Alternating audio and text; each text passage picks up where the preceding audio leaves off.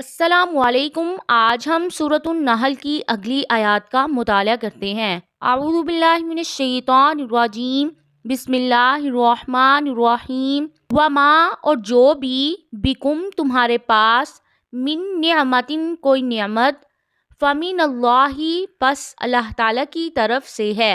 ثم پھر اذا جب مسکم الضر پہنچتی ہے تمہیں تکلیف، فَإِلَيْهِ تو اسی کی طرف، تجأرون تم فریاد کرتے ہو۔ اس آیت میں فرما رہی ہیں کہ تمہارے پاس جتنی بھی نعمتیں ہیں وہ تمام کی تمام اللہ تعالیٰ کی دی ہوئی ہیں، اور جب تمہیں کوئی تکلیف پہنچتی ہے تو اسی کی طرف تم فریاد کرتے ہو، اس لیے کہ تم جانتے ہو کہ اس کے علاوہ کوئی بھی اسے دور نہیں کر سکتا ہے۔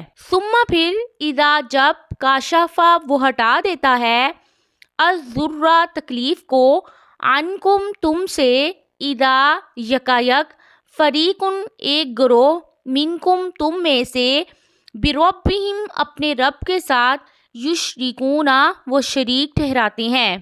اس آیت میں کہا کہ تمہارے حال پر رحم کرتے ہوئے جب میں اس تکلیف کو دور کر دیتا ہوں تو تم میں سے کچھ لوگ اس کے ساتھ غیروں کو شریک بنانے لگتے ہیں اور کہنے لگتے ہیں کہ یہ ہمارے معبودوں کا کرشمہ ہے اور انہی کی بدولت ہماری تکلیف دور ہوئی ہے۔ لیکفروا تاکہ وہ ناشکری کریں، بما اس کی جو آتیناہم دیا ہم نے انہیں، فتمتعوا تو تم فائدہ اٹھا لو، فسوف پس ان قریب، تعلمون تم جان لوگے۔ اسی طرح اللہ تعالیٰ کی نعمتوں کا انکار کر بیٹھتے ہیں اور کفر اور سرکشی میں مبتلا ہو جاتے ہیں۔ ایسے لوگوں کے بارے میں اللہ تعالیٰ نے دھمکی دی ہے اور کہا ہے کہ کچھ دنوں کے لیے مزے اڑا لو، ان قریب قیامت کے دن تمہیں اپنے انجام اور ٹھکانے کا پتہ بھی چل جائے گا۔ وَيَجْعَلُونَ اور وہ مقرر کرتے ہیں، لما اس کے لیے جو، لا یعلمون نہیں وہ جانتے، نصیباً ایک حصہ، مما اس میں سے جو، رزقناہم رزق دیا ہم نے انہیں، تاللہ اللہ کی قسم، لتسألن البتہ تم ضرور پوچھے جاؤ گے، عما اس چیز کے بارے میں، کنتم جو تھے تم، تفترون تم گھڑتے۔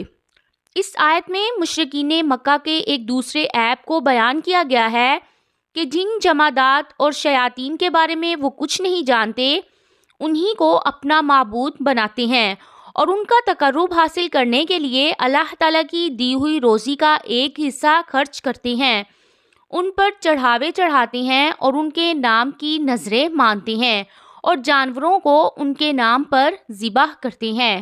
بلکہ اللہ تعالیٰ کا حصہ رہ جائے تو بے شک رہ جائے، لیکن ان کے حصے میں کوئی کمی نہیں کرتے ہیں۔ آیت کے آخر میں بتایا کہ ایسے لوگوں سے میں ضرور باز پرس کروں گا اور اس بہتان کا بدلہ انہیں پورا ملے گا۔